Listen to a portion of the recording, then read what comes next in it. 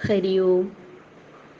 ശ്രീരാഗം ആധ്യാത്മിക കുടുംബത്തിലെ സുഹൃത്തുക്കളായ എല്ലാ ആത്മബന്ധുക്കൾക്കും എൻ്റെ സാദര നമസ്കാരം.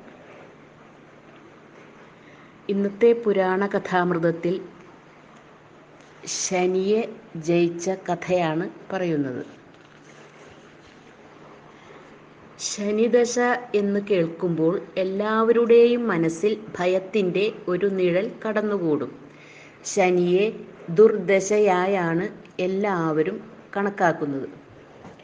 നവഗ്രഹങ്ങളിൽ ശനി ശക്തിയേറിയ ഈശ്വരനാണ്. ദേവന്മാർ പോലും ശനിയെ ഭയപ്പെടുന്നുണ്ട്. പല ദേവന്മാരെയും ശനി അപഹരിച്ച് കഷ്ടപ്പെടുത്തിയിട്ടുണ്ട്. ശനിയുടെ പിടിയിൽ നിന്ന് രക്ഷപ്പെട്ടവരാണ് ഗണപതി ഭഗവാനും ഹനുമാൻ സ്വാമിയും. ഗണപതി ബുദ്ധി കൊണ്ടും ഹനുമാൻ ശക്തി കൊണ്ടുമാണ് ശനിയെ ജയിച്ചത്. ആ കഥ പറയാം. ഹനുമാൻ ശക്തി കൊണ്ട് ശനിയെ ജയിച്ച കഥ. ഒരിക്കൽ ശനി ഹനുമാൻ സ്വാമിയുടെ അടുത്തെത്തി പറഞ്ഞു, അങ്ങയുടെ കാലചക്രത്തെ ഒന്ന് മാറ്റിമറിക്കാൻ വന്നെത്തിയിരിക്കുകയാണ് ഞാൻ.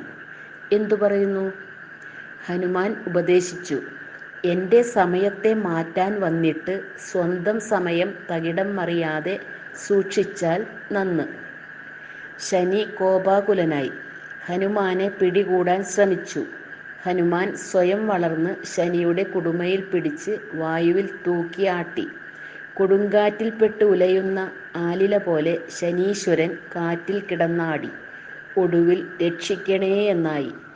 ഹനുമാൻ ശനിയെ വിട്ടയച്ചു. വീണ്ടും ഒരിക്കൽ കൂടി ശനി ഹനുമാന്റെ നേരെ ചെന്നു. അപ്പോൾ രാമസേതു നിർമ്മാണം നടക്കുന്ന സമയമായിരുന്നു. ഹനുമാൻ സ്വാമി പറഞ്ഞു, സമയമില്ല ശനീശ്വര, എനിക്കിപ്പോൾ നിങ്ങളുമായി ഓരോന്ന് പറഞ്ഞു തർക്കിച്ചു നിൽക്കാൻ. ശനി പിന്മാറുന്ന ലക്ഷണമില്ല. എനിക്ക് അങ്ങയിൽ എവിടെയെങ്കിലും വസിക്കണം.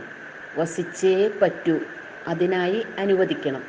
ശരി, എങ്കിൽ എൻ്റെ തലയിലേക്ക് കൂടിക്കോ, സ്വാമി പറഞ്ഞു. ശനി വേഗം ഹനുമാന്റെ ശിരസിൽ വാസമുറപ്പിച്ചു. ഹനുമാൻ സേതു നിർമ്മാണത്തിൽ മുഴുകി. ഏറ്റവും ഭാരം കൂടിയ കല്ലുകൾ സ്വാമി തലയിൽ ചുമന്ന് പണി തുടർന്നു. ശനിക്ക് ഭാരം താങ്ങാൻ നിവൃത്തിയില്ലാതായി. രക്ഷിക്കണേ എന്ന് വിലപിച്ചു. ഹനുമാൻ കൂട്ടാക്കിയില്ല. ശനി ഗണപതിയെ വിളിച്ചപേക്ഷിച്ചു. ശനിയോട് ഗണപതി ഭഗവാനും കനിഞ്ഞില്ല.